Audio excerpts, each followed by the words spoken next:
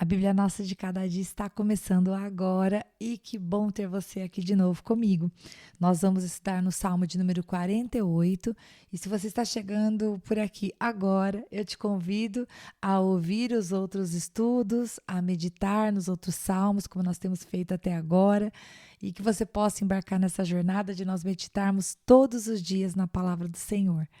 Vamos começar? Bom, o Salmo de número 48, ele é um salmo escrito pelos filhos de Coré, ou Corá.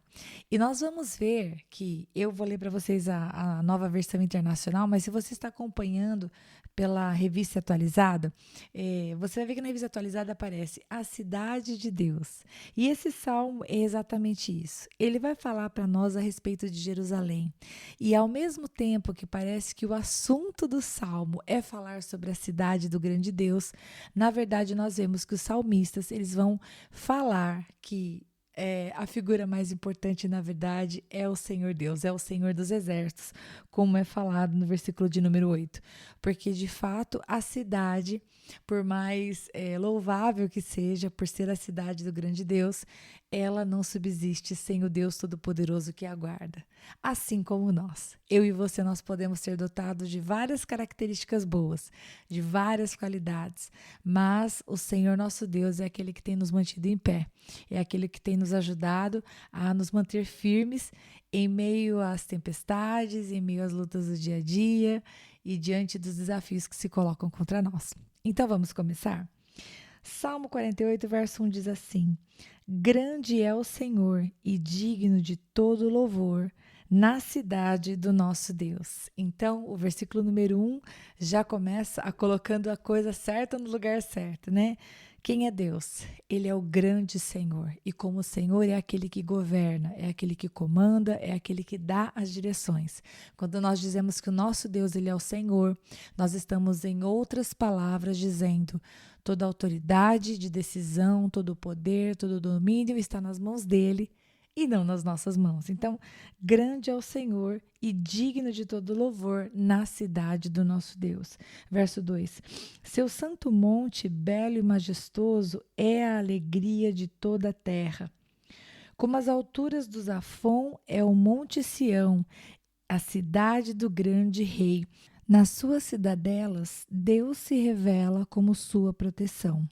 Então, a gente vê aqui que embora Sião tenha um monte, embora Sião tenha um belo e majestoso lugar de adoração, a sua proteção, o seu estabelecimento, o seu fortalecimento, o fato de podermos dizer que ele é inabalável, não vem da sua estrutura física, não vem de algo que ele possa prover para si mesmo, mas o final do versículo 3 vai dizer: Deus se revela como sua proteção. E o fato de ser protegido por Deus é o que faz toda a diferença entre este monte, né, o seu santo monte, e qualquer outro monte. Né? Talvez uma pessoa pudesse dizer: existem montes mais belos do que o que pode ser encontrado na Terra Santa. É verdade, talvez fisicamente nós possamos dizer que existem montes mais belos, mas o fato de Deus chamar para si, né, esse é o meu santo monte, né? Ali eu habito, eu protejo. Isso faz com que a sua beleza se torne inigualável e o seu valor não possa ser comparado com o de outros lugares. Vamos continuar. Versículo 4 fala: Vejam, os reis somaram forças e juntos avançaram contra ela. Quando a viram, ficaram atônitos, fugiram aterrorizados. Ali mesmo o pavor os dominou, contorceram-se como mulher de parto. Foste o vento oriental quando destruiu os navios de Tarsis. Pare aqui um pouquinho. Se você gosta de anotar referências, você pode anotar 2 Samuel capítulo 10, do versículo 6 até o 19, em que mostra, né, uma situação em que reis se somaram contra o povo de Deus, se juntaram para combater, né, o povo escolhido. E, obviamente, porque o povo escolhido estava debaixo das mãos do poderoso Deus, os seus inimigos tiveram que bater em retirada, né? O Senhor os ajudou com a vitória. E o que nós temos visto até agora é exatamente isso. Toda vez que o povo de Deus, toda vez que um homem ou uma mulher de Deus buscava a presença do Senhor, tudo ia bem. E aqui não é diferente. Claro que quando a gente vê assim, essa cena que a gente lê aqui nesses versículos, parece que está falando de algo muito maior. Inclusive, quando a gente lê o Salmo de número 2 juntos, dá a intenção de que nos últimos tempos, as nações se voltariam contra o povo de Deus, contra a terra do Senhor. Mas, como diz o Salmo 2, né? O Senhor está no controle, né? O Senhor tem todo o poder e a vitória pertence a Ele. E quando eu li o versículo 2, eu não mencionei uma coisa, mas lá no versículo 2 está escrito que o Monte Sião, né, é a cidade do grande rei. E falando em referências, caso você queira anotar uma referência, lá em Mateus capítulo 5, verso 34 e 35, a Bíblia nos mostra, né, Jerusalém sendo chamada como a cidade do grande rei.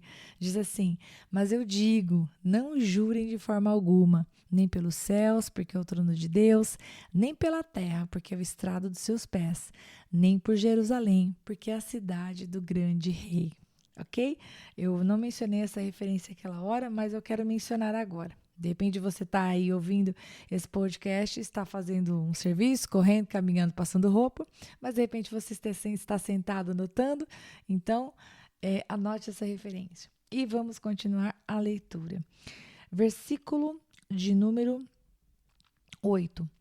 Como já temos ouvido, agora também temos visto, na cidade do Senhor dos Exércitos, na cidade do nosso Deus, Deus a preserva firme para sempre.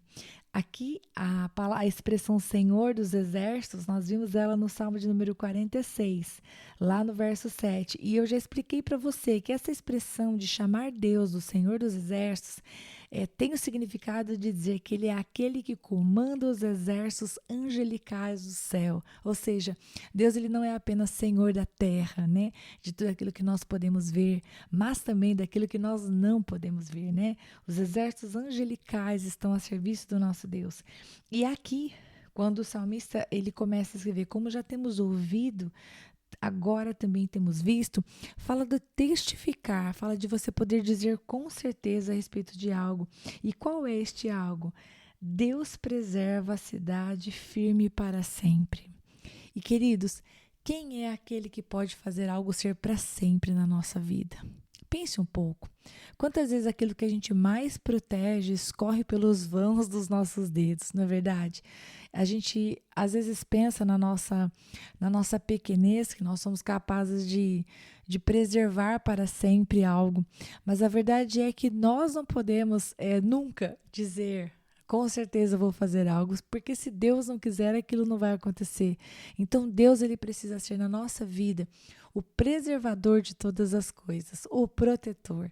Eu e você, nós precisamos convidar o nosso Deus para ser aquele que cuida, que protege, né, que preserva para sempre as coisas na nossa vida. E se ele ocupar essa posição na nossa vida, aí sim as coisas podem durar para sempre. Porque o para sempre e o amém realmente estão nas mãos do Senhor Deus. Eu e você, a gente não pode mudar um côvado da nossa vida, né? Nós não podemos nem sequer dizer qual é o dia em que vamos morrer, não sabemos nada a respeito do futuro, mas Deus sabe de todas as coisas. Portanto, o para sempre que nós queremos ter na nossa vida também está no controle do Senhor Deus. Versículo 9. No teu templo, ó Deus, meditamos em teu amor leal. Como o teu nome, ó Deus, o teu louvor alcança os confins da terra. A tua mão direita está cheia de justiça. E quando fala aqui os confins da terra, né, gente? Tá falando do fato de que, sim, o amor de Deus, a palavra do Senhor, o seu nome, o seu poder não tem limites. Embora muitas vezes parece que o mal ele avança e ele avança sem ter nada que o faça parar, quando parece que muitas vezes realmente algumas coisas estão tão perdidas, né? Nas decisões humanas e nas imundícias que muitas vezes o homem escolhe para si, a mão de Deus é mais poderosa e é por isso que nós não podemos deixar de orar, nós não podemos cessar de orar e nós não podemos desanimar diante das circunstâncias que estão diante dos nossos olhos. Verso de número 11 fala assim: o Monte Sião se alegra, as cidades de Judá exultam por causa das tuas decisões justas. Percorram Sião, contornando-a, contem as suas torres, observem bem as suas muralhas, examinem as suas cidadelas, para que vocês falem à próxima geração que este Deus é o nosso Deus, para todo sempre. Ele será o nosso guia até o fim, ou até a morte, como diz a revista e atualizada.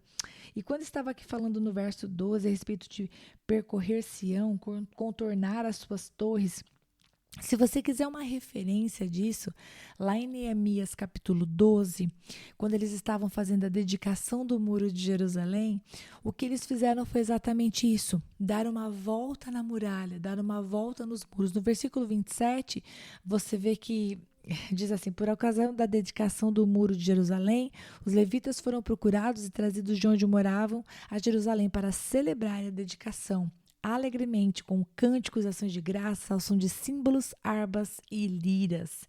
Verso 31. Ordenei aos líderes de Judá que subissem ao alto muro. Também designei 2 grandes coros para darem graças. Um deles avançou em cima do muro para a direita até a porta do esterco. Verso 38. O segundo coro avançou no sentido oposto. Eu os acompanhei quando iam sobre o muro, levando comigo a metade do povo. Passamos pela Torre dos Fornos até o Muro Largo. Até aqui. Então, eles contornaram os muros, indo cada grupo num sentido contrário. Um foi para a direita, outro foi para a esquerda. E qual era o sentido de contornar o muro? Tem a ver, meus queridos, bom, no caso aqui da dedicação dos muros, né? Eles estavam em adoração, eles estavam aclamando ao Senhor, mas eles estavam também olhando o muro, né? Eles estavam também passando revista nas torres. E eu acho que isso é muito interessante. Os muros da cidade falam de proteção, né? E aqui esses cantores, esses adoradores, eles foram convidados a passar revista, né? A andar e adorar sobre os muros. Talvez eu e você devamos fazer a mesma coisa, né? Mais ou menos de maneira parecida, porque ninguém sobe nos muros da própria vida, mas se nós levarmos em consideração que a nossa vida também precisa de muros para nos proteger, nós precisamos de vez em quando adorar o Senhor e orar ao Senhor e perguntar ao Senhor: Pai, eu tenho protegido na minha vida aquilo que é precioso? E agora você pode pensar aí quais são as coisas preciosas que Deus deu para você, né? Quais são aquelas coisas que são como um jardim que você deveria proteger? Não proteger, né? Não colocar cercas no sentido de aprisionar ou de evitar que outra pessoa, vamos dizer assim, faça parte da sua vida, mas estou querendo dizer aquele tipo de cerca que você coloca para proteger, para evitar que alguém pise no seu jardim. Você está entendendo o que eu quero dizer? Aqui, esses homens, eles percorreram, né, como diz o versículo 12, contornando a cidade, observando as muralhas, né, examinando as cidadelas, para que pudessem falar para a próxima geração. Eu acho que se a gente fosse aplicar essa verdade para a nossa vida, acho que nós poderíamos dizer que nós precisamos cuidar de tudo aquilo que Deus nos dá e que nós devemos vigiar os muros da nossa vida, né? Então, se Deus deu filhos para você, que você possa sempre, em oração, visitar os muros, né? E ver se você tem protegido os seus filhos daquilo que não deve fazer parte da vida deles, né? Que a sua vida possa ser uma bênção a ponto de você ser um exemplo para os teus filhos, que haja em nome de Jesus comunicação entre vocês, para que vocês possam conversar e orar juntos a respeito das coisas.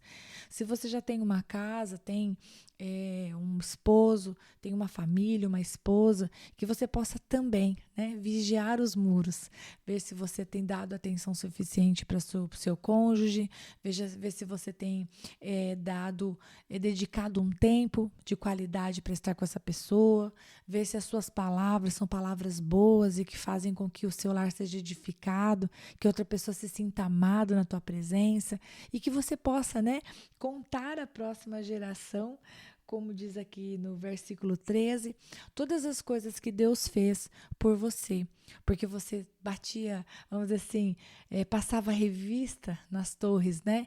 E olhava os seus muros, que as suas muralhas, né? As muralhas que protegem o seu trabalho, as muralhas que protegem as posses que Deus te deu, se Deus te deu uma casa, se Deus te deu um carro, se Deus te deu amigos, se Deus te deu um ministério, se Deus te deu uma família, se Deus te deu o prazer de estar vivendo fora do seu país e de repente tendo uma outra experiência, que você passe revista nos muros e que você preste atenção se o inimigo, de alguma maneira, né, não está enchendo o muro de ervas daninhas que vão apodrecer a infraestrutura ali e causar um problema, né, no futuro. Que Deus te dê discernimento para isso. E o salmo termina, né, com o salmista dizendo que Deus é o nosso Deus. Quando? Para todo o sempre. E ele vai ser o nosso guia até o fim. Quando nós estudamos Eclesiastes, a gente falou bastante a respeito da morte, né, meus queridos? E aqui, a revista atualizada, ela vai falar, né, até a morte. Ele vai ser o nosso guia até a morte, diferente da Nova Versão Internacional, que diz que ele vai ser o nosso guia até o fim. Mas, de qualquer maneira, o sentido é dizer é que nós não estamos sós. Se nós quisermos, né, o Senhor ele pode estar conosco. Voltando lá no versículo número 1, como o Senhor das nossas vidas, nos ajudando nas decisões, nos ajudando a olhar os nossos muros, sendo nosso protetor, assim como esse salmo diz que ele protege Jerusalém, protege o Monte Santo. Que Deus abençoe muito você e eu espero você para nós meditarmos no salmo de número 49, se Deus quiser. Um abraço.